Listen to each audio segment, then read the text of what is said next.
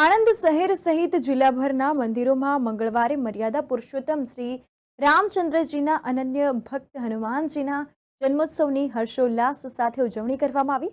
હનુમાન જયંતિ આવે એટલે તમામ મંદિરોમાં હનુમાનજીના ભક્તોની ભારે ભીડ જોવા મળે છે। ત્યારે આજના પવિત્ર દિનના દિવસે આણંદ શહેરના આવેલ વડતાલ સ્વામિનારાયણ સંચાલિત રોકડિયા હનુમાનજી મંદિરમાં મોટી સંખ્યામાં ભાવિ ભક્તો આરતીના અને અંકુટના દર્શન કરી ખમણ બુંદી પ્રસાદ માટે લઈ આવ્યા અને દર્શન કરવામાં આવ્યા હતા અને આશીર્વાદ મેળવ્યા હતા। આ મંદિરનું અનેરું મહત્વ એ છે કે ચૈત્ર સુદ પૂનમ એટલે હનુમાન જયંતિ।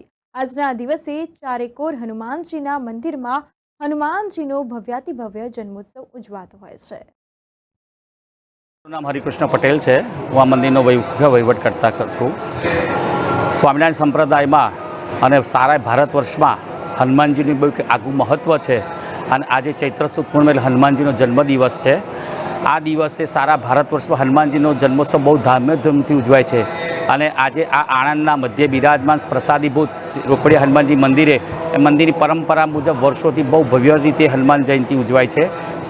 સવારે 4:30 વાગે મંગળા આરતી કરવામાં આવી। સવારે 6:30 થી 7:15 દરમિયાન અભિષેક કરવામાં આવ્યો।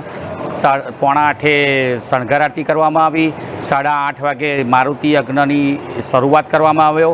આ યજ્ઞમાં અનેક ભક્તોએ બેસીને લાભ લઈ રહ્યા છે। આજે 12:30 વાગે અન્નકૂટની કહેતા 56 ભોગ દાદાને ધરાવીને આરતી કરવામાં આવશે।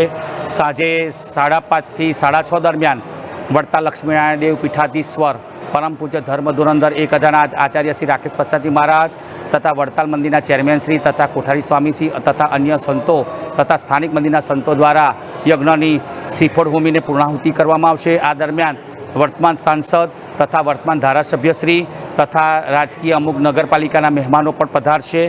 એ સિવાય આજે સાંજે 10 વાગે અન્નકૂટનું ઉત્થાપનની આરતી થશે। રાત્રે 11 થી 11:30 વાગે શયન આરતી કરવામાં આવશે। વિશેષમાં આ મંદિરમાં જે કોઈ દર્શનાર્થીઓ આવે છે એને મંદિર તરફથી મંદિરની પરંપરા મુજબ ખમણ અને બુંદીનો પ્રસાદ વહેંચવામાં આવે છે।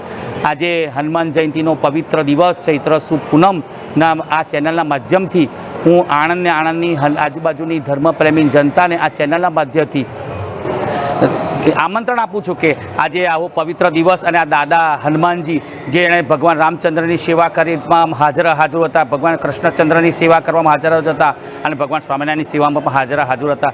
એવા હનુમાનજીના જન્મોત્સવમાં લાઈવ દ્વારા તો દર્શન કરતા હશો, પ્રત્યક્ષ આવીને આવા દાદાના દર્શન કરી અને ભગવાનનો રાજીપો મેળવશો। જય શ્રી સ્વામિનારાયણ।